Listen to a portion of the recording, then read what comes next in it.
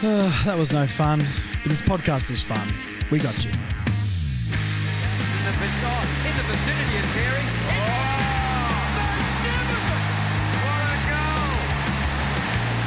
That is nearly the goal of the season. So this podcast, Marnie.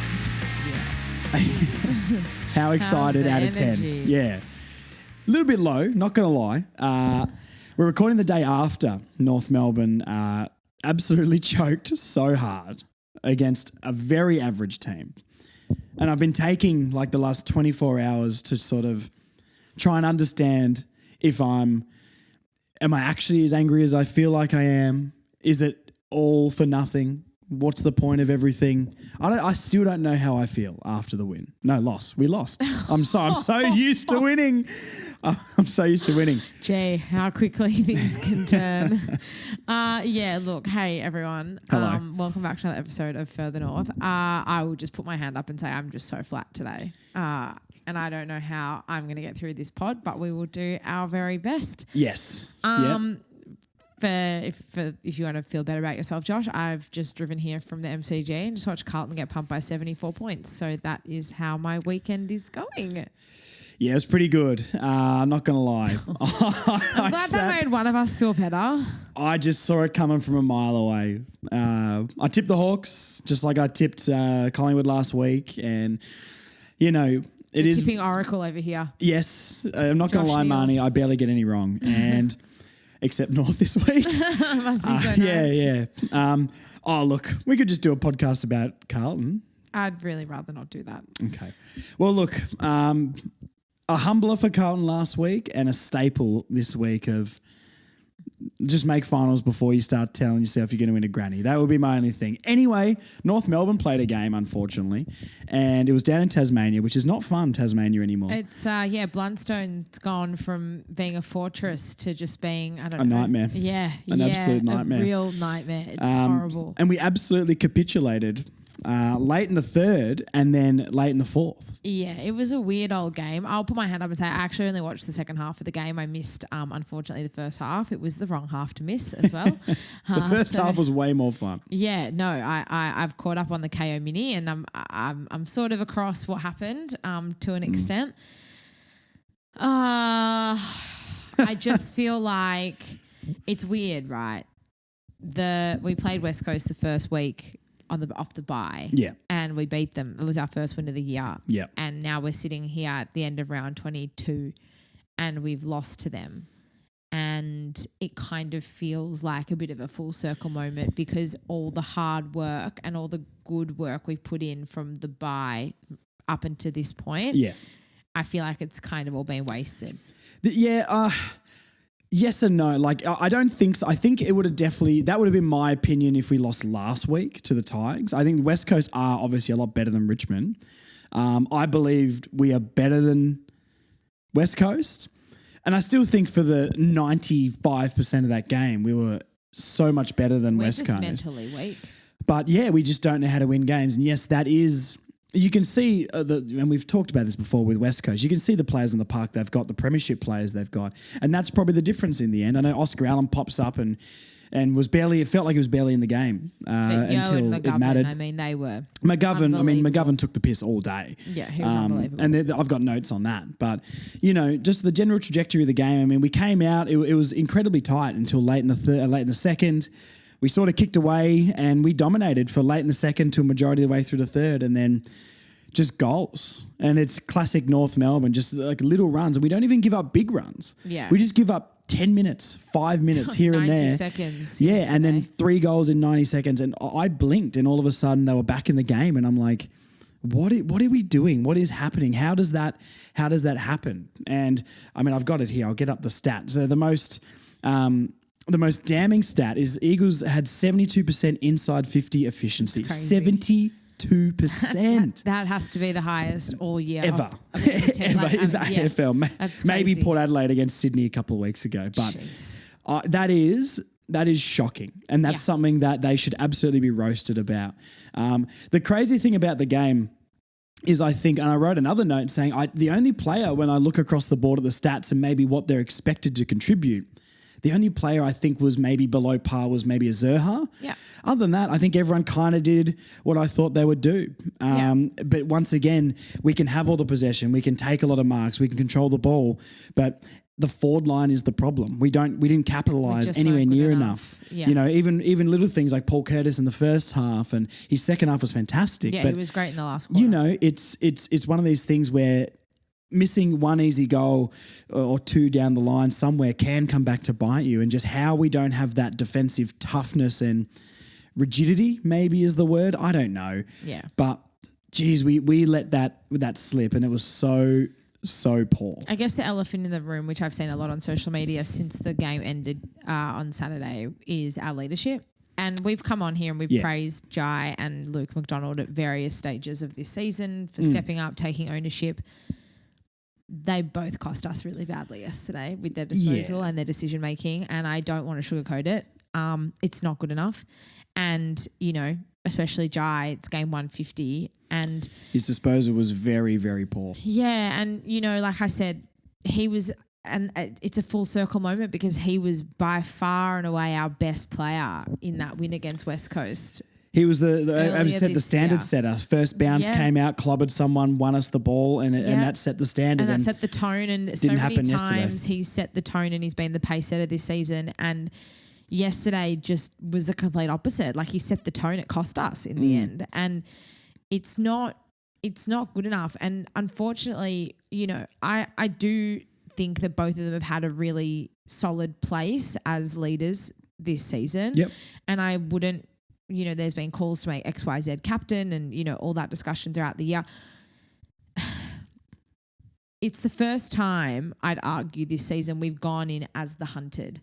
I think going into that Richmond game last week, it was probably even. I think both sides looked at that draw and thought, yep, I think either side really is a chance to win, right? Yeah. Whereas this week down in Hobart, I know West Coast also won last week, but they were playing at home. They played the Suns, who are notoriously bad away from home. Until they play the Bombers. Yeah, well, that was a different story. But, you know, West Coast, all that sort of thing. And to come down, I think this is the first time this season we've actually gone into this game legitimate favourites. Yeah. And like, I would say so. That's true.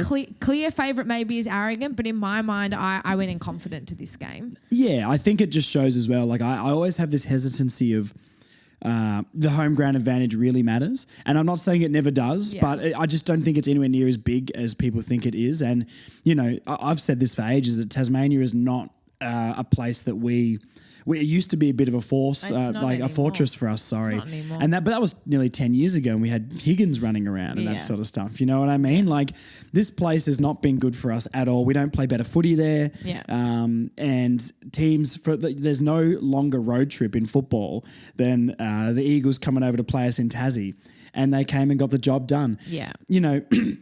Under 10 minutes left in that quarter, I thought it was wrapped up. Paul Curtis gets that 50, he kicks a goal, and it was done. But you could just see their mentality switches off.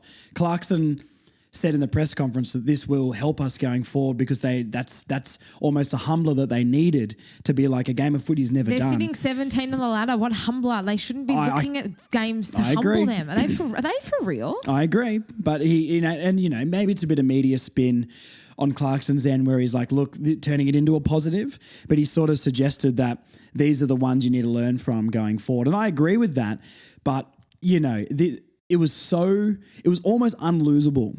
Do you know what I mean? Like, I'm so much more frustrated by this game than I was against Collingwood. Yeah. Or Melbourne. even Fremantle earlier in the year. Freo. Like, all these close ones. Like, we had two hands on the wheel through that third and very, very late in the fourth. Yeah.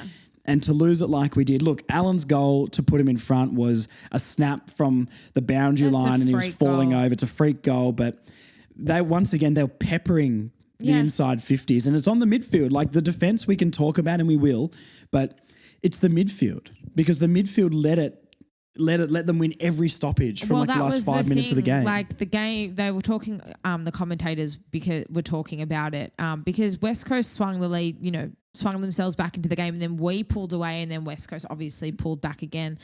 And it was just a battle of the midfield in that last quarter in particular. It was whoever was getting their hands on the footy and getting it out of the middle. And like very, very late in that fourth quarter, Xerri was doing it on his own. Yeah. He was winning everything, but there was just no support. And that's the thing, like what I've said about Xerri a lot this year is how good he's been. And this is absolutely not saying he wasn't good, because he was arguably our best yesterday. But if Xerri is the one that's getting clearances in the game and that sort of stuff, the clearances aren't clean clearances. We're bombing it forward. McGovern was intercepting everything. Yeah, he was unbelievable, yes. Like, you know, Nick Larkey got absolutely blanketed. Yeah. And I don't know, if we're going to allow that to be our midfield dynamic, then that's not good enough, you know. Yeah. Will Phillips wasn't tagging anybody. I thought he played okay, and did what he needed to do. This was another very, I mean, we'll talk about this more when we get to the midfield, but it was another very like passenger game from LDU. A lot of stats look fantastic, but really lacked impact. I'm not saying that's necessarily his fault, and we know what he can do. The week before he was best on the ground, you know what I mean? But it was interesting to me. I have a note saying that I was really impressed with how the midfield operated without LDU ever really having his normal effect on a game of being like the best player in that midfield. Yeah. And I wrote that note obviously before the fourth quarter, before halfway through the fourth quarter. Yeah. But, you know, I'll try in my brain with this review, I'll try to remember how I was feeling at different points of the game, because it's easy to throw a blanket over this game and be like, we were rubbish, everything's bad. We actually played some really good football. Good footy, and I think that's just the disappointing thing is they deserve to win. We did. We absolutely did. But then on the flip side, that's not how you win football games. If you're going to put the cue in the rack 90 seconds to go, then maybe you don't deserve it. Yeah, no, I agree with that completely. What was your expectation, or what did you want out of this game? Because there's been a lot of like back and forth this week about, do we just rest players now? You know, there was a few people I was listening to talk about North, and they were sort of like, oh, look, the season's sort of done. It's time to put people on ice. And my mentality, which we talked about last week, and I also talked with Big Ant, this is a winnable game. For me, in my mind, 4 wins to 3 wins and beating last year was so important to me. And I think that's a massive thing mentally for the team. And they just didn't do it. And I don't know. I almost feel like losing that game swings it for me between being a good enough season, which the season's not good enough as a whole, but post-bye, the recovery and the play that we've done, it almost makes me feel like that kind of it doesn't matter, but it really puts a big dent in that and a big reality check. Not that we're ever getting carried away, but geez, that was an absolute humbler for me. So tell me what you sort of were expecting or wanted out of this game. You know, football's a game of emotion, and I think it's so important. While we weren't winning games, well, we won a few games, obviously, after the bye, but while we weren't winning games, it was really important to actually acknowledge the improvement and to be able to enjoy it, because since the end of 2019, there's been such little for North fans to really enjoy. Yeah, absolutely. So, to see that the improvement, I think, has been really important, and to acknowledge it and celebrate it. But I have always come on this podcast and say I don't believe in honourable losses, and you've got to toe the line really carefully between being appreciative and accepting the improvement, but also acknowledging that losing games isn't enough. Yeah. And I think yesterday was a real reflection of that. And maybe that's where the humbling piece comes into it, because I think, and I'm not criticizing anyone for sitting here and, being proud of the effort, because I was proud of the effort against Collingwood, and I was proud of the effort against the D's, but I definitely wasn't happy with any of it I've been happy at the end of 3 games this year: West Coast, the Suns, and Richmond, when we walked away with the win, right? So I think it's just, so maybe while I think it's ridiculous that we're sitting here at 17th, potentially 18th, depending on how the Richmond game goes this afternoon. But, what team that has been at the bottom of the ladder for 5 years almost now needs humbling? Well, it's true. I mean, look, you can see the media swell around it. Lee Montagna coming out saying we're never going to be on the bottom of the ladder again. People saying the season's done now. We're not getting the number 1 pick. I'm like, we're 1 game ahead of Richmond and like 3% above them. And the thing that makes me so angry about this game, I was angry before we were losing, because this, to me, was get above West Coast. That was my standard going into this game. And we were 0.5% behind them when we were like 30 odd points up, or whatever our biggest lead was. Yeah. And I'm like, here we go. Let's keep this up. We're going to jump them and get to 16th, because that's massive for this football club. 100%. We haven't been that high on the ladder, which is shocking to say out loud. But we have not been that high for so long. Yeah.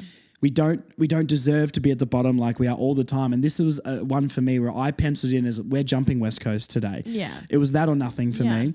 And if we did win that game by a goal, exactly how it panned out, and Allen didn't kick that last goal, I would have been happy with the win, but it wasn't good enough for me regardless. Yeah. Because the positions we're in games, you can never trust it. And look, if you want to spin it positively, the fact that we're in those positions in games is a positive. And I think when your team's as bad as we've been for this long, that has to be the first step. Yeah. But, you know, I feel like we went in favourites. We should have been confident. We are the better team than West Coast. I really believe that. And just to capitulate like we did, it's just disappointing. But look, I don't know. I don't know if I've felt that angry after a football game for a long time. The Hawthorn one was pure depression. That was awful. And that was it absolutely ripped my heart out when we're both 0-5. Yeah. Obviously, the Hawks are in the finals right now, which makes it look a little bit better. But this was the one for me where we had a chance to be like, we're better than you, West Coast. We are better than you. We're going to go ahead of you on the ladder, and we're going to run away from you next year. And I don't have confidence we're going to do that. If we won this game, I would probably nearly be tipping us out of the bottom 4 next year. But now I sort of feel a little bit different of like, we've got 3 wins. Yeah. It's the same as last year. Yeah. Yes, the play is better. Yes, we've uncovered Combins and Sherry's, and Powell's had a season defining year, and there's so many positives. And once maybe the heat dies down a little bit on this game, we're going to review the season and we'll talk about all those. But I don't know. I'm still fuming. Yeah, I'm pretty down about it too. I can't lie. And I think it's sad because it was, and like I said, it's the first time that we've really probably gone into any game all season with an expectation on us to actually win. And the fact that we couldn't step up at the last moment and take those 4 points, I guess, just shows where the side's really at mentally. And while we've seen improvement in our play, part of being a better side and being able to improve is mentally as much as it is physically, as much as it is skill, as much as it is personnel. It's all of it, right?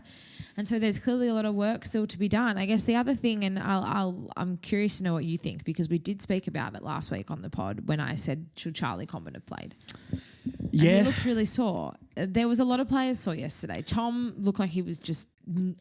He got monstered by Allen and he just wasn't right. Sheez, not great. Yeah. Sheez had a good game. He had a great game. He kept coming on and off and on. He was clearly with his sore. shin. They've made the decision to not play Wardlaw over the weekend, but there's rumours that he will come back. Like, you know, are they going to try and rush Fisher back? Like, what's the point? Like, and it's not because I don't like, yesterday was winnable and it's obviously important to have your best cattle in the park, but is it more important to have your best cattle in the park or to have cattle that's fit, that's able to get the job done? At what point do these players become a liability? Yeah, no, absolutely. Like, I don't know. I still think Common should have played. Honestly, I don't think he looked as sore as last week. I was actually surprised. I actually thought he might look a little bit more sore than he did. He didn't look 100%, obviously, but... he did get done by Allen. He was Allen's direct opponent for a lot of the day. I did say on the preview that going into the game, I'm worried about their taller forward line. Yeah. Core. Let's go on and talk about defense then. If we're already talking about defenders, then let's lump it together. So the defense. Key defenders. I thought Core was really good. Mm-hmm. Had a fantastic chase down on Oscar Allen. Never gave up. Yes. I like this. Yep, absolutely. Jacko played on Darling. Darling only got 1 goal. Waterman, he's a special kid. Yeah, Waterman only kicked 1 goal for. We've got special players only there. 1 goal for. But Chom got done by Allen. Are you saying that Aiden Core's special? No, I'm saying Jackson Archer's special. I'm saying Aiden Core has been very solid and once again did a great job on Waterman. Yes. 1 goal. I mean, Waterman could have kicked 5. He had 5 shots at goal. But that's Core winning the mental battle then. Yeah, yep. That's my PR spin on it. That's the PR. That's the Clarko spin on it. How good was Jackson Archer in those last minutes of the game? Yeah, for sure. And he's intercepting as well. He was just about doing it. Yeah, playing on a bigger opponent as well was very good. Like, that's probably the first time we've seen him play on a bigger opponent compared to like a Fritz and Bobby Hill and Liam Ryan when we previously played them. So it was interesting to see Liam Ryan wasn't on Jacko again. I don't know if that was on their end, but I guess going in without Griff and no Callan Dawson for some reason, we had to put Jacko on. I mean, he's still Darling. got the job done. That's what's quite remarkable. And I've got to say, and I know you had him in your best 23 going into the year, and me going into he's happy. He's very happy with himself. I got to take him, money. I get a lot wrong, so I got to take him. He's happy with himself. I just didn't know where he'd fit in, and it was really, he had shown promise, sure, up until this He's point. elevated more than I thought he could. But I think, with the exception of Xerri and Combat, he's probably our next most improved player, 100%. I would say. And I mean, it's Archer. It's the name. He's fearless, and he's just yeah. I mean, what can you say? If it wasn't for him, particularly in the dying minutes that last quarter, I mean, we could have lost that game by 2, 3, 4 goals, to be honest. Yeah, absolutely. His marking and his resilience, just when we're completely under siege, was remarkable. So, credit to him. I don't even really blame many of the defenders for really what happened. I think the midfield was the one that I was really let down with. Like McKercher, McKercher, like 37, 89% disposal efficiency, 8 rebound 50s. Like he did what he had to do. Running that ball out. Yeah, absolutely. I thought Miller Bergman was quite solid. Played well too. Yeah, quite solid. Took a couple of really good marks, and he was clean with disposal. So, and he's someone I've been calling for a while. I've always been a Miller Bergman fan. I think the first year that he played with us, was it West Coast, his first ever game 2 years ago? Maybe it was. Anyway, when his shoulder exploded and he was out for the year, but they were playing him as a key defender. That's right. And now they've sort of moved him into that medium-sized defender, and he's really showing off his talents. I'd love to keep him in this side. We got some good options with Hardiman and everyone sort of off the field as well to still come back into that team. But, was the balance right in that midfield? I'm not sure. I don't think Luke McDonald did anything wrong, but I don't think he covered himself in glory. Very costly mistakes. Just like mentally sometimes just switching off and getting beaten very easy. So I don't know. Once again, I didn't watch that game and think that player is really costing us, or there's one specific thing that was wrong. Maybe not in the moment, but I guess you've got to now look at it as a whole because we lost the game. 100%, but that's what I'm saying. Maybe with the midfield is look at the inside 50s, and maybe it's also on the defense. I guess like 72% inside 50 efficiency. Is that the midfield letting them run it out too easy and they get a free kick? Absolutely, it was. Or are we not covering our man enough? Because there was so many goals that hit the ground. We can see goals once it hits the deck. I think in the air, our team's actually been very, very good, especially since the bye. Chom never lets anything, even if he didn't play fantastic yesterday.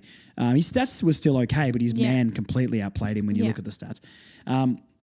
Once we let that ball hit the ground, we're so vulnerable. Yeah. And Jackson Archer really brings an edge there. But if he's not around there, if a Stevenson has pushed back or McDonald is in there, they often maybe don't lay the tackle or cover the 1, 2, 3 handballs backwards and then a snap to goal. Well, they this is the hard thing, I guess. Like, McKercher and Fisher have both added an incredible dimension to our back line. Yeah. Their pace and their attack and their run off back 50 has been so incredible for us, and it's been so important for us. I mean, it's been, and we had it with Sheez last year, and Sheez is probably in a league of his own. But then the flip of it is when we are under pressure and when we do need those small, we crack a lot.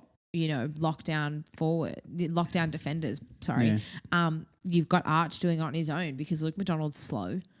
And while Core and Combin and Griff or Callan Dawson, I mean, they've all had really solid seasons. They can't do it on their own. No, absolutely. I mean, they can only really win the aerial battle, and then it's up to the smaller guys. I mean, look, Archer's a lock in this team going forward. Absolutely. I don't think McDonald should be dropped or anything like that. That's not the point I'm going to here. Like, I think he was below par on the day, but I think his body of work over the season, you don't drop someone off a bad performance, because we did praise him the week before for his efforts in the back line as well. I just think maybe as a unit, when the ball hits the ground, are some of the midfielders not tracking back to cover? Because, like I said, I feel like there's those 6 players sort of around the ball, those 6 defenders always bunching up around the square, around the ball, like 25 metres from goal. And then the ball hits the ground the opposition team picks it up, 1 handball, 2 handballs, 3 handballs back, and there's West Coast players free. Yeah. So is that the halfbacks or the wingers not pushing back? Is Bailey Scott not pushing back? Is Darcy Tucker? I'm not pointing out these players specifically, but just whoever is there. Yeah. Is LDU not working hard enough to get back? Will Phillips? Anybody? Why is there always around that 40 to 50 metre mark so many players free if West Coast or whatever team we play picks up that ball, a couple of handballs back, and then they got space to snap the ball? I feel like they kicked a bunch of goals like that yesterday. Yeah, and look, it could be a system thing as well. I mean, if they're trying to play a zone or whatever they're trying to do back there and they're just finding holes in it. I think the Luke McDonald conversation is really interesting because I've defended him so much over the the season. But I think in a game like this, it's setting a standard and it's setting an expectation. And unfortunately, or fortunately, with the role of being a captain comes the responsibility. And there are so many examples this season where both McDonald and Simpkin have stepped up with that responsibility and we've praised them. But I think we need to call them out if it's gone the other way. Sure. Yeah. And I think both of them, unfortunately, were really costly yesterday. Yeah. And, they have to now assess their own performances and they need to regroup and they need to be able to come and respond. I mean, it's our last game in Melbourne next week. They've got to find a way we've got an 8-day break. Yep. They've got to find a way now to respond. They've got to find a way to bring the group together and to say, look, we've got one last shot here to rectify this in front of a home crowd. Forget the fact that, that the opponent is a lot more difficult than, we've just faced over the last fortnight. We played them well a few weeks ago and we played them a couple of months ago. The onus is on them now. The onus is on the two of them as captains to pull themselves together and do better. Yep. Because unfortunately, we can praise when they're good, but if we don't call them out, when they've been underperforming and they've been costly, this team's never going to move on from being a mediocre side. We're never going to be able to push up the ladder because we need to set standard. Yeah, I think one of the things that makes me a little bit concerned,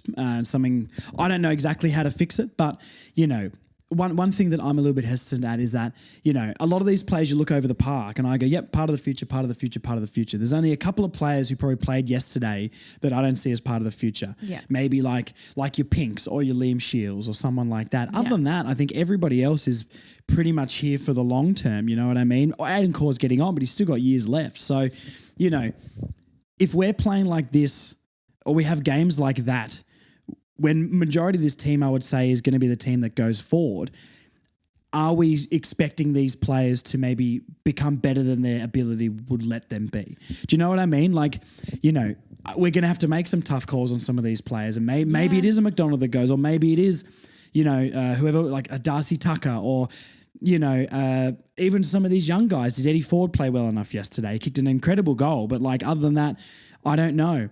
Before the second half, Paul Curtis, not good enough. He had a fantastic second half. Love how he bounced back, and I'm going to praise him for this game. But, he missed a couple of absolute sitters in the first half. He could have kicked 7 yesterday. Yeah. And, we got to make some tough calls on these sort of things. So anyway. Absolutely. It's interesting to see as well, the rumours through the week of the recruiting with Nathan Broad, and is it Nathan Broad? Nathan Broad, who re-signed a day after. Yeah, day after. Day after that rumour came out. Viney's been linked this week as well. Nick Haynes again. Yeah, I feel like we're linked with him every year for the last 3 years. But, and it does throw another thing, and we'll end on this before we go to voice messages. But, the Charlie Comben debate of is he a forward, is he a back? I swing on that every week. Yeah. Because I think we need more leadership in our defence, but I think he's a better defender. But I think with what happened to the defence yesterday, I would probably rather him play forward and get another experienced defender down there. Yeah.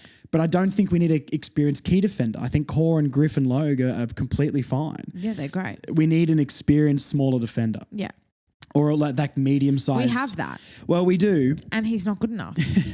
Well, there's a few of them as well. I think Darcy Tucker's had a really solid year, and he's been a lot better than I thought he would be. But, once again, I don't really know what he really did yesterday in the game. Luke McDonald, I'll put in that too, to be fair, to make sure I'm not being too biased on plays. Luke McDonald. Yesterday, not good enough. I think Luke McDonald could be better than Darcy Tucker, but he can be worse. Darcy Tucker seems to be fairly solid.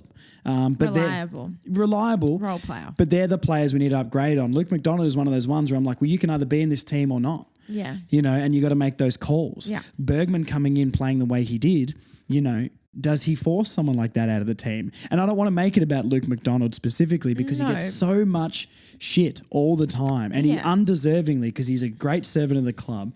He is a good leader for this football club, but his best and his worst are quite far apart. But I want to be able to say that honestly without people in the comments or whatever trying to stir him up as a scapegoat all the time and say it's all his fault. I think this week for me, and we have defended him black and blue in the face this year, but yesterday for me, both captains, not good enough.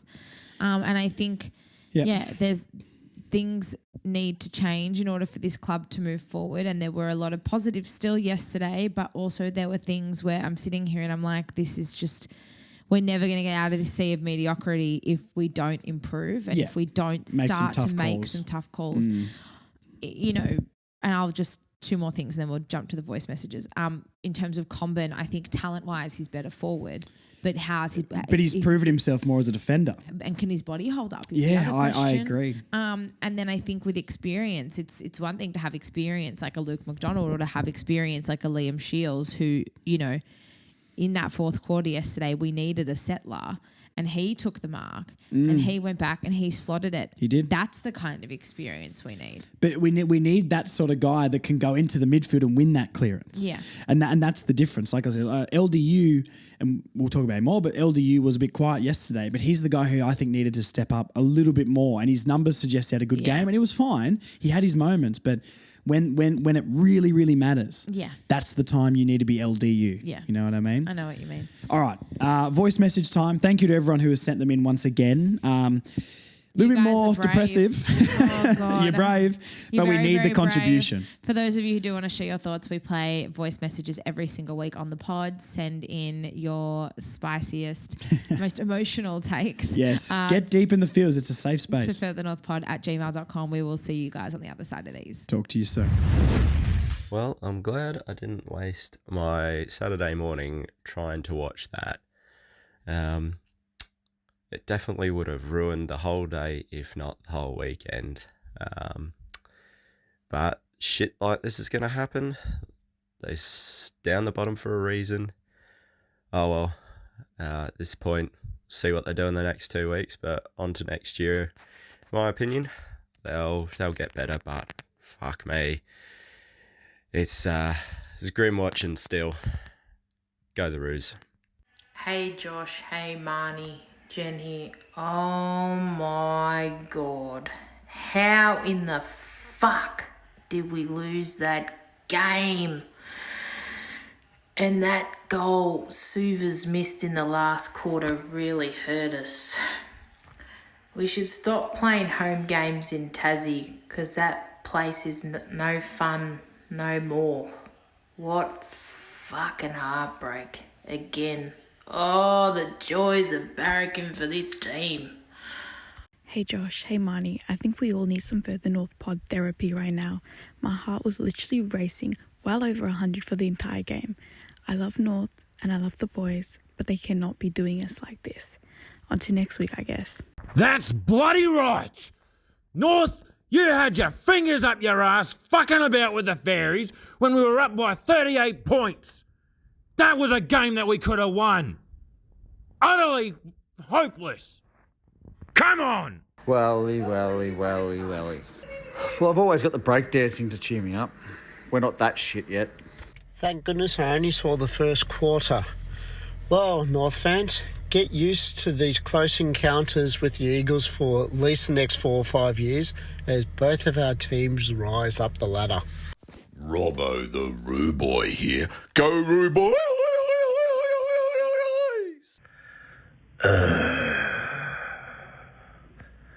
Josh, we were there. We had the chance to have back-to-back wins. And somehow it went to shit. In 90 seconds of football, we threw it away.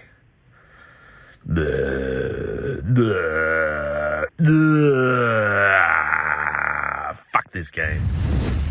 Fantastic voice messages. Thank you again to everyone who sent those through. I can't wait to listen to them when this episode goes live. Yes. I appreciate the contribution. When I put out the message to say send them in, I'm like, geez, who's going to send some this week? I tell you what. But we got some. So thank you to everyone who did it. They were very, very good. A chance to vent. It's a safe space. And this is what we are here for. We just speak what's on your mind, hopefully. Midfield time. I always forget to put this man in with the midfield. Let's just talk about the helmet himself. The All-Australian ruckman Tristan Xerri. He has to be. Yeah, he is.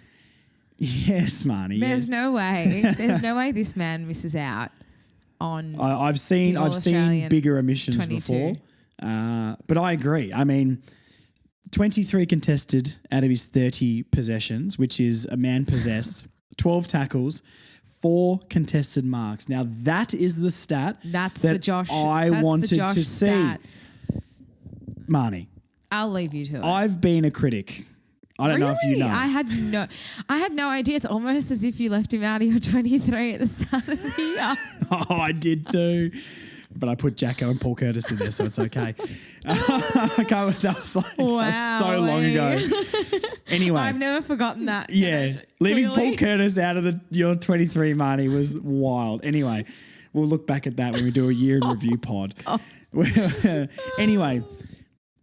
Obviously, I've loved Xerri most of this year. The start, I needed to be convinced. He very quickly turned that around. I'm the orchestrator of the helmet day. You are. Thank you to everyone who was involved. I think that's enough to make up for my criticism. Yes, and I think everyone has acknowledged well and truly that you are the I'm the Tristan leader. Xerri helmet guy. I've got the helmet right here. Do you sleep with that on a night? No. No. Yes. I wouldn't. I shower with it though.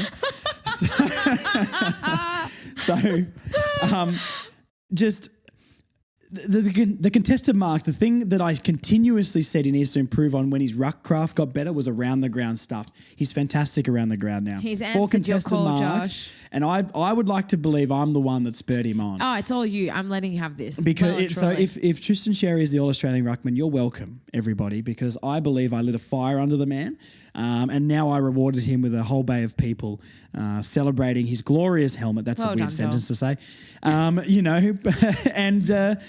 he's the greatest player to ever exist, basically. Yeah, I mean, he really is. It's incredible, honestly. I mean, and we've spoken about this so many times on the show. Yeah. You know, I think that we were in the majority when we were sitting here thinking, what is this club doing? Getting rid of Don't Goldie. act like you didn't think the same as us well, guys. You know, and we're always happy to be proven wrong. Oh, I We've love said it. that It's so many good. times He's as a well. cult hero and he's going to be forever. Just the freedom that we let him play with, I think, is so important, and he can really just be himself and letting players be. And this is something Clarko spoke about, earlier in the year, is just letting players really just embrace their individuality and being themselves, and he does that, well and truly.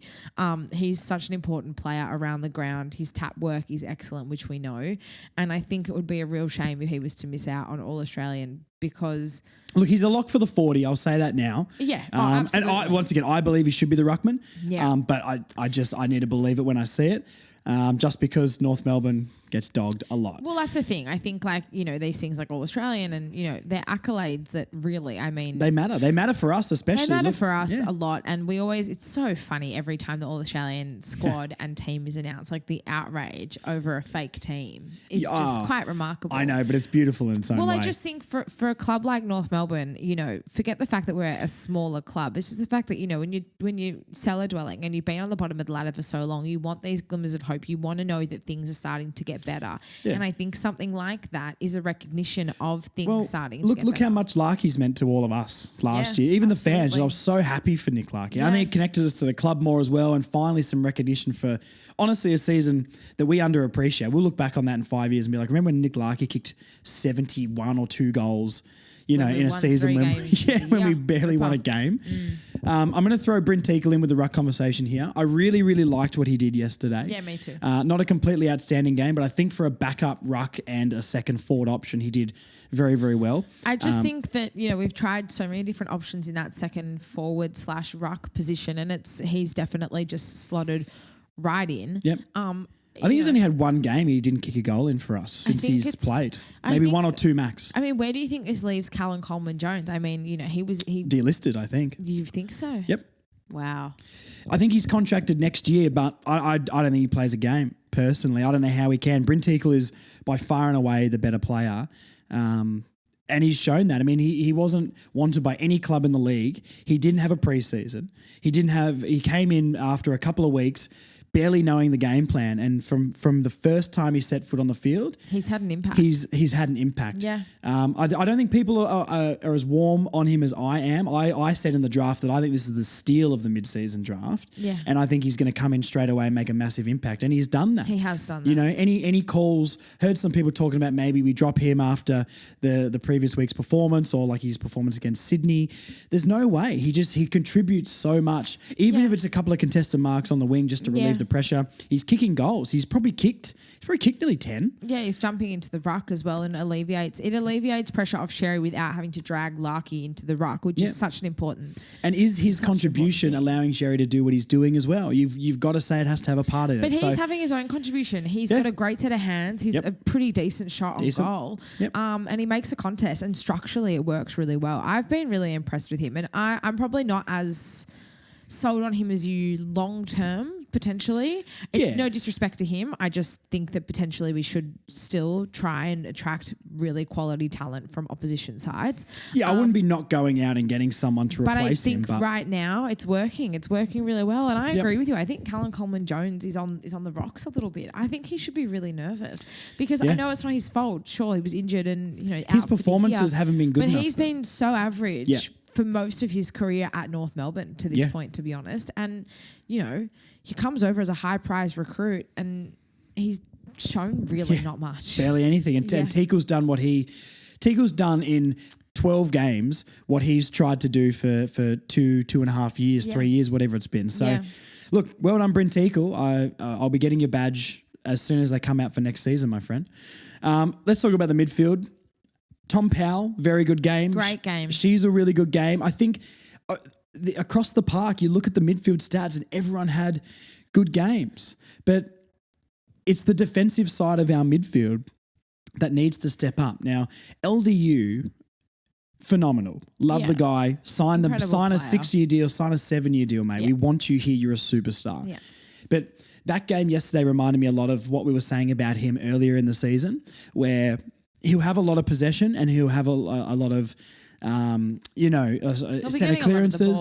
But it's the lack of impact on the game was evident in that game. Yeah. I thought the midfield was still winning it out fairly well, but it's the transition through the midfield that we can't stop.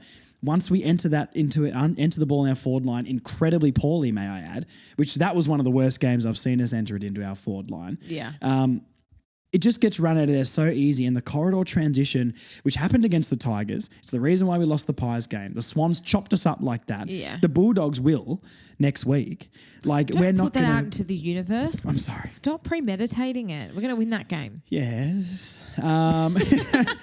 It's just there's a side of and this is why I really, really, really want a big-bodied midfielder. We're screaming for no more midfielders, and on numbers and talent, I get it. Yeah. But there's an archetype of midfielder that we do not have in this team that we could desperately and we'll use. Just take the game by the balls a little bit. Yeah, like, fun fact as well. I found out Josh Smiley, we're saying his last name wrong. A client of mine says his son goes to school with him and it's Smeal.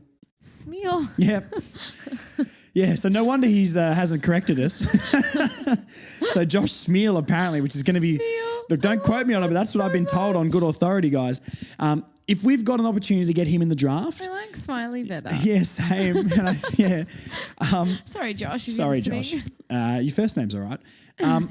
If we've got an opportunity to get him in the draft, we get him in the draft. Yeah. I can't remember the exact guy's name, but I was talking to a Richmond fan, and one of the young talent, one of the top 5 talents in the draft has been training all year with Richmond, and they're apparently going to take him, which is meant to be this Dustin Martin prototype. Not going to be Dustin Martin, you would assume, but has that similar type of game. Yeah, okay. That would suggest to me that Josh, I'll just first name basis now because his last name makes me laugh a little bit. Smiley. Except when you kick the winner for us next year in many games. Smiley. If he's available, 194 centimetre, big-bodied midfielder, that's what you need. I just think we have to take him. And I know so many people are going to tear their hair out at me saying that. And if we do trade the pick and split it or trade it for something, I'm not going to be devastated. Yeah. But if we're keeping that pick and he's on the board and we don't take a big-bodied midfielder, what are we doing? We need that big guy in there so bad to crash and bash and win it out off the bottom. Wardlaw can do it, but he hasn't got the size. And if we have another big-bodied defensive midfielder in there, someone to sit behind the ball and win a bit of tough nut footy, I think we need to. I'm going to play devil's advocate here because you mentioned Xerri earlier on in the show and that you thought that he was probably that one player who just didn't live up to the expectation. Just below par. I don't think he was bad. Yeah. I just think no, and that's okay. wanted I'm more. not. That's so fine. But that's an argument there to put him into the midfield. But they don't. And I agree with you. Bring I him agree. into the game. He's been so damaging. He is the big body. He has the potential. Yeah, and I agree. If Paul Curtis is having a good game, Eddie Ford contributed. But I don't think yesterday. Zerha's very defensively minded though. Like, is he going to have the awareness to sit behind the ball when we don't win the tap and be able to stop easy transition, or is he going to be the guy who we put in the midfield? He's the bull. He's the yeah, one. but his nickname's the bull, but he wasn't the bull in the first half of the year. Just taking He was that Jake Stringer. ball and running with it. I mean, then reshuffle the magnets a little bit and give a couple of other guys different roles. Keep Will Phillips in there for that defensive element. And Tom Powell and George Wardlaw obviously hasn't, has been in and out of the side the last month and a bit, but reshuffle the way that the midfield works to allow him to play in the middle then. I agree. I just don't see Zerha ever having that defensive ability. Okay, Size, yes. Maybe not then permanently, and I don't think playing him in the midfield permanently is a good idea, but just throw him in there for, a 5-10 minute patch of madness. I mean, we wanted that in the preseason. It'll benefit us, it'll benefit him because he's such a talented player, and that's why we offered him 5 years, because we know what he can do. He's got he's a Jordan De Goey light at the moment. He's got goal sense, he's big, he'll crash. He should be able to go into the midfield. We need to play him in that sort of role. Yeah. He's not as good as Jordan De Goey. Jordan De Goey is a star, but he's got that ability and he's got the attributes to do something like that. And I really think we need to play him more like that. With Tickle doing so well, playing Pink up there, I guess, and Curtis playing well. Why do we have to keep Zerha down there all the time? It really baffles me. And even the games we played Chom down there with Larky, Zerha still was always in that forward line. So I wonder what it is about him. Just throw him in there for 5 Is 10 it his minute tank period. though? Is that it? Because all preseason he was the dude who was absolutely shredded, lost 7-8 kilos, built his tank up. This is his year, and it just once again hasn't materialized. I'm happy he's here. I'm happy he's signed, but is it his tank that's not doing it? Why don't we see him in that midfield more? Yeah, your guess is as good as mine because we've seen him in there, and some of his best footy this year has been when he's played in the midfield. Yeah, he's dynamic. it's a When our shame. midfield needs something, Yeah. he needs to go in there. To be fair, I don't think the midfielder needed something yesterday because 90% of that game we were better out of the midfield. But I guess it's when the chips are down and with all the momentum's against us, we need to sort of try and stop that run of play. And I don't know if Sheez or Powell, LDU in there, or Simpkin is going to be able to lay that tackle to stop them transitioning. Because clearly yesterday we couldn't. Yeah, no, So, we couldn't. Sheezel's game, you want to talk about that? Yeah, I think Sheezell's game really highlighted to me he's probably our most important player. I think not only when he was on the field, but actually when he was off. I mean, I mentioned to you that he looked really hurt and he was sort of on and off the ground in the last quarter. And that's sort of when we fell apart. Yeah, I think we held up okay, but he didn't look right for the rest of that game. And I think he did his damage early. His first quarter was clearances. He's kicked 2 for the game, 6 inside 50s, and his inside 50s are a lot more meaningful than an LDU's because we know LDU sort of just helicopters that thing into the 50. Yeah. To be so heavily reliant though on one player, I mean, we need. Well, that's the problem. We need this. Are we too one-dimensional? Like we need that second, third But dimension. this is why I kind of think getting that big midfielder will give us more dimensions. Yeah. Because that's the type we don't have. I don't disagree with you. You've got your McKercher who probably is moving in the midfield one day is that, not trying to bring him up, but like a Taron Thomas-esque, quick by foot, skillful, then we've got your Sheez who you can fit into that category, is so clean with the ball. LDU and Wardlaw are just bullies in there sometimes, but they're not super defensively minded. Wardlaw I will put in the defensive minded category. His tackles are immense, but LDU's not laying that tackle. Yeah. The one thing, if Wardlaw was 190 plus, then that's it. Then it's game over. We've got him. But he's not quite that height, and I He think is we need to be a bit more imposing, though. intimidating. I think he's intimidating. I think he Wardlaw is is, but when you've got Wardlaw with LDU and Sheezel or Simpkin and Powell in there, it's not it's intimidating talent and skill wise. Yeah. It's not intimidating enough physically. Yeah. And Xerri lays so many tackles, and yes, but imagine when you line up against different sort of midfields, even like a Carlton or like a GWS or Port, even though I hate them, so physical and so big. Yeah, and they're we need to brutal. be like that too. Yeah. So, look, I don't know what the answer is there. I'm not saying we definitely should recruit in that area or draft, in that area, but something needs to change in there It'll be because a very interesting off-season, that's for sure. absolutely. I mean, the only other thing I'll say about this midfield, because once again, like, I don't think there's too many individual performances to point out other than Powell's more playing off half back at the moment. I think that was one of his loved better his games. game. Yeah, I thought he was great. He's looking really good off a half back. Yeah. But then, you've got your things with Fisher. I think Fisher deserves to play when he's healthy because he was good. I know he's I agree. a little bit turnover prone, but you've got to give him a chance to rectify that and play in this system because he's got the skills. He's here for 5 years. We need to play this guy. That's what we got him here for. Yeah. Congestion in positions isn't a bad thing, but we need to find a way to stop this corridor transition. And I don't know. I don't see a guy in that midfield, and we'll put the wingers into that category as well, that I'm like, he's going to be the one to lay that big tackle besides a Wardlaw.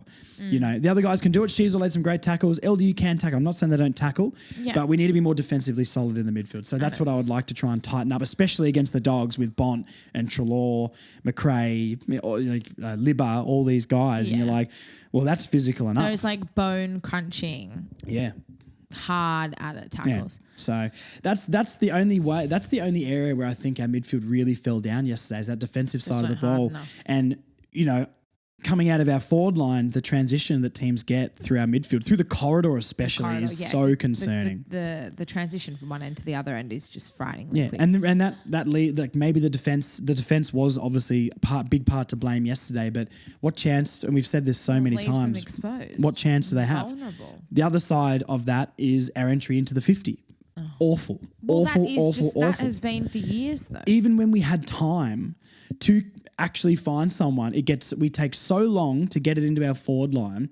The times we have quick entry, we bomb it in and we don't think. And the times that we actually have a chance, to move the ball and have a little bit of space, we stop, we hesitate, all the defence gets back and McGovern just sets himself and marks absolutely everything. I mean, it just comes down to the whole theme of yesterday is mentally we're just not strong enough. It's about like decision making as well. Like, and we've said this for weeks, and this is something, I'd love to ask one of the players, and of course ask respectfully. I'm not trying to be, they know a lot more about football than me, but why do we continuously go to the kick to the top of the goal square Just lower the eyes. when we've never had players in that forward line? Our two players that can mark in that forward line, solid player. I think he's part of the future to some degree, but once again, not a star by any means. Yeah.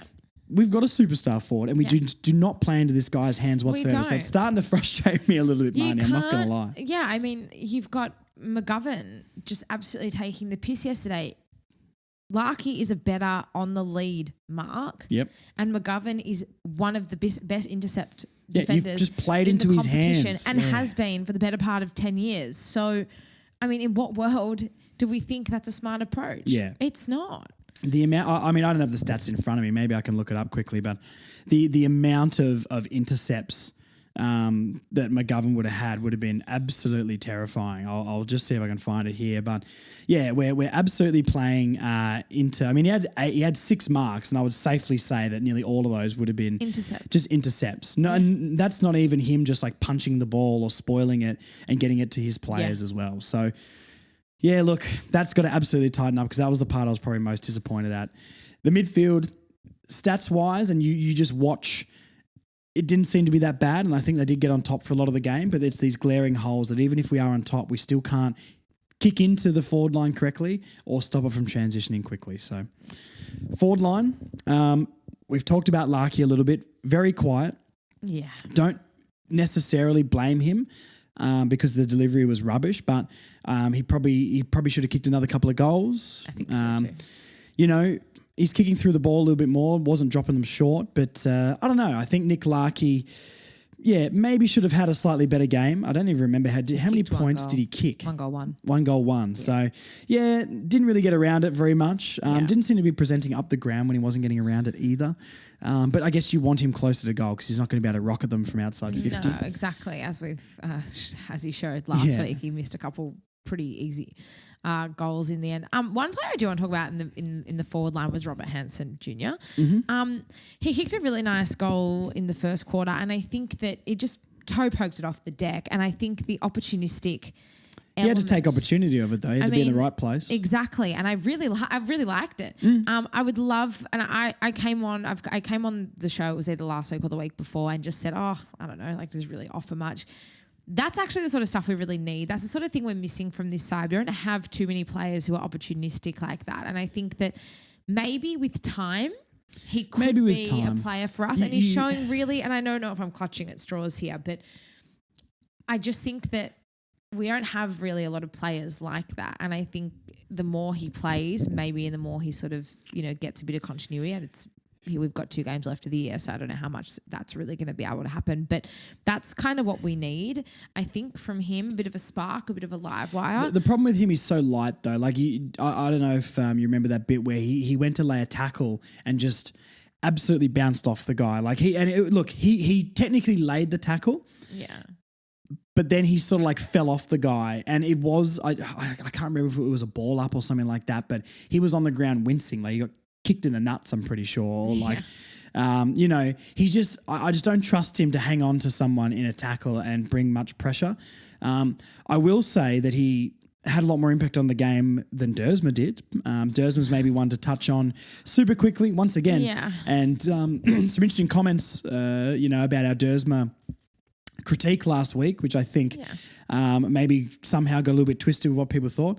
Dersman's going to be a great player for us long term, but not sure where he's at the moment. Yeah, and it's a little bit concerning that you come on with a quarter of game time and no touches, and I didn't even see him for the day, really. Look, we just don't want this to get twisted. Like, we obviously are patient and we are obviously 100%. willing. We understand that, some players can, have an immediate impact and others take time. I mean, LDU is a great example of that.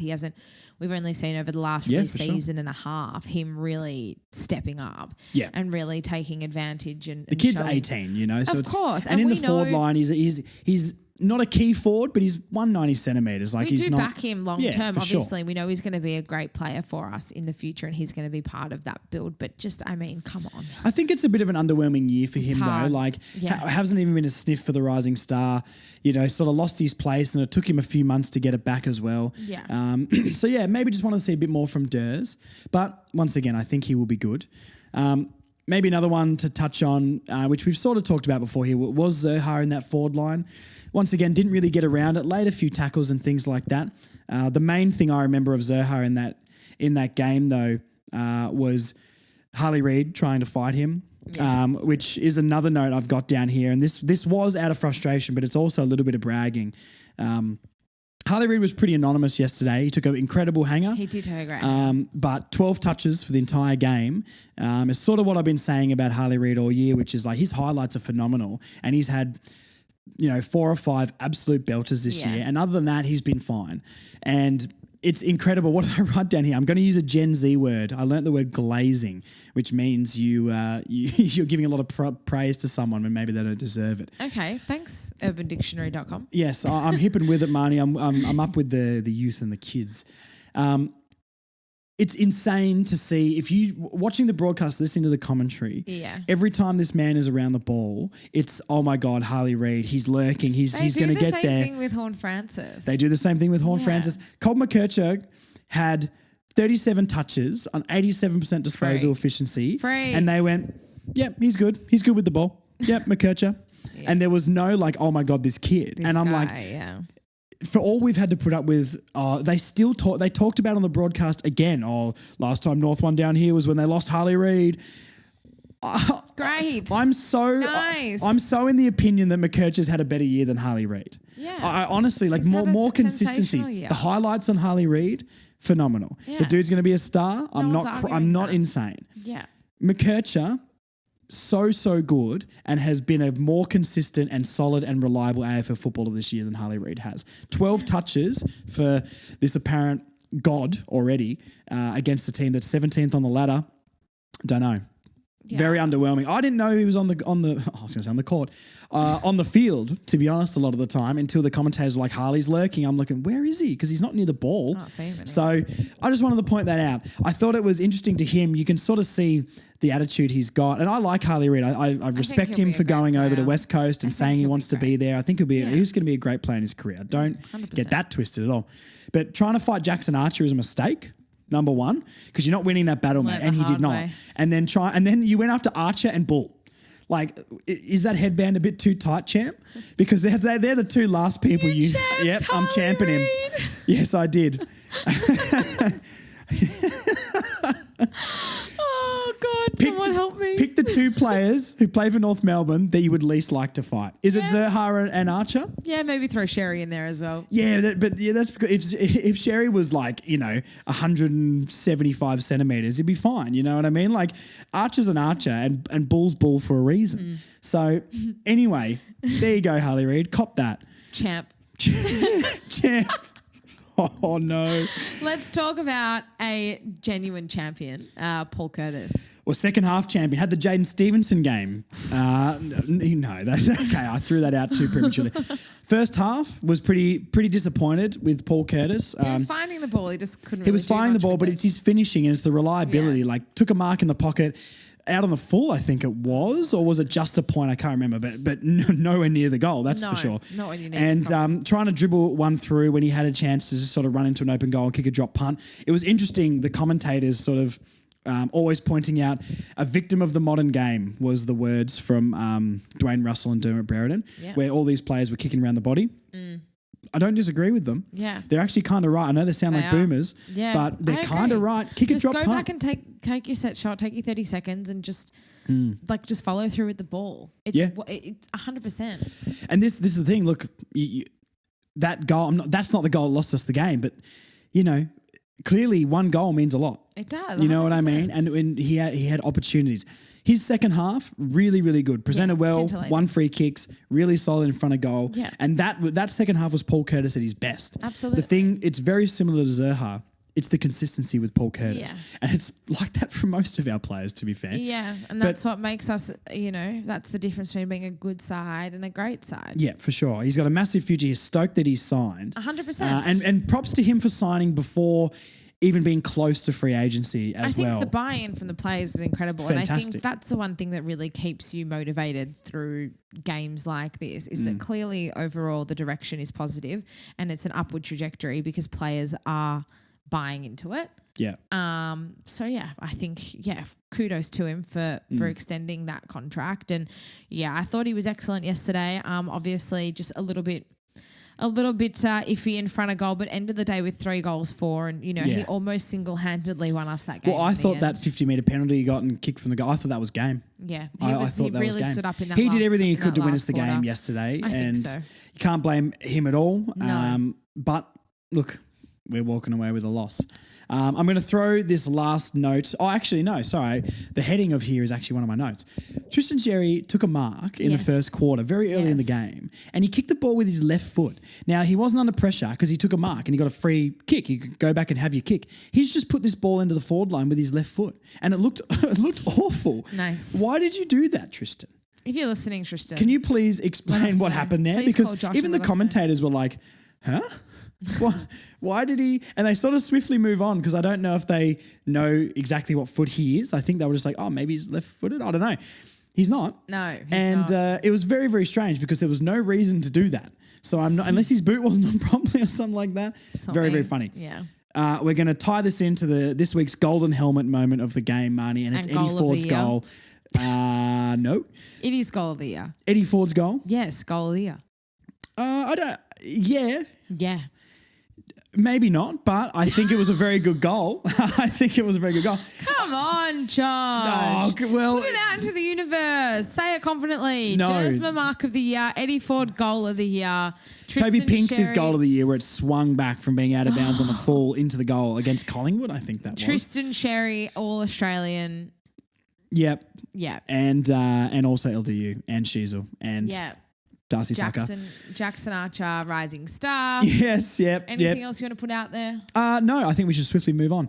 Eddie Ford, fantastic goal. Loved keeping the ball in, sort of ducking one and then just selling. Didn't sell Candy in particular, but just went the other way to the defenders and shook them and kicked a goal while getting bumped. So that was a really good moment, really good goal. Great moment. From and Eddie it just Ford. speaks to Eddie Ford's work rate, I think. He's constantly, a lot of, if a player's going 80%, he'll always go 85, 90. And I think that's something I've always loved about Eddie Ford. And I had him, I said at the start of the year that he's one of our most consistent players. And And he's one as well for me that I actually think throwing I've said this before, throwing Eddie Ford into that midfield would be a really cool he's played idea. on the wing at parts of this season. He's physical. He's great. good. He's good by good foot. tank. Yeah. He's pretty reliable. So look, I think, we've given him the 1 year.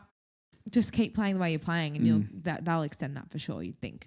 Sean Atley Club Champ votes. I've left this one to Josh. There's no arguments this week. There's no arguments. No, I just said to Josh, you have this one and I agree with what you've written anyway, so it's fine. The helmet himself, 3 votes. Yes. McKercher 2. Yes. Sheez 1. Nice. Now, McKercher with 37 touches, 89% disposal efficiency, 8 rebound 50s, had to be number 2. Sheezel, if he was on for the whole game and didn't get hurt, maybe could have been more. But he did kick 2 goals, 6 inside 50s, 31 touches. Felt like a slightly quieter Sheezel game overall, but his first quarter was really, really good. And his disposal all game was so clean. And he's so important to us. So, he is. Xerri, McKercher, Sheezel, 3-2-1. I think that's pretty fair. Nice job, Dol. I agree. I think that's probably about it for the pod, guys. Deep breath out. Yeah, disappointed. Flat. It sucks because 4 wins in my mind was tick for the season. Well, we've got 2 games left. You never know what can happen in those And when I last say 2 tick games. for the season, sorry, I'm not saying before, like post-bye, I'm more saying I think massive tick. The first half is nowhere near good enough. it's definitely a season of 2 halves. That's because for sure. if you told us we're getting 4 wins this year or 3 wins this year again, we would have been like, hell no, we're not. Yeah. No way. And look, I think overall pretty disappointing season. Look, we got 2 games left. We're acting like it's the last game, but it definitely feels like it. For me, I know you think we're going to win every game, but like for me, that's probably the last winnable game this season. Hawthorn will be playing to get into the finals and they don't lose down in Tassie. And the Dogs, I mean, I don't know what the score is now. I can check, but they were losing when we started. We are recording while the Dogs in Adelaide are currently playing. A goal for Adelaide. Let's see. Go Crom. Go Crom, you reckon? Yeah. Oh, yeah, Adelaide are going to win. Yeah, they're smashing them. So Bulldogs going to have to come back with a vengeance, apparently, to make sure they're in the finals. So the Bulldogs are going to have motivation next week to make finals and the Hawks will too. So I'd like to think that we can step up and respond, though. We can respond, but I just don't see a win. But anyway, look, I don't want to be negative. I apologise, but it's true. If you have made it to the end of the pod, thank you so much for joining us on this journey as we unpack our round 22 loss to West Coast down in Hobart. For those who do want to stay up to date with us throughout the week, you can catch us on socials, Further North Pod at Facebook, Twitter, Instagram, TikTok and YouTube. Hi YouTube if you're watching. Please subscribe on YouTube. We're almost at 1,000. We will be back in your ears on Friday with another preview pod and then at Marvel Stadium for the last time in season 2024. I'm such a freak, right? Sure. This has been thanks. This has been and that's the end of it, guys. We don't need any more context to that whatsoever. Thank you. Okay, sorry.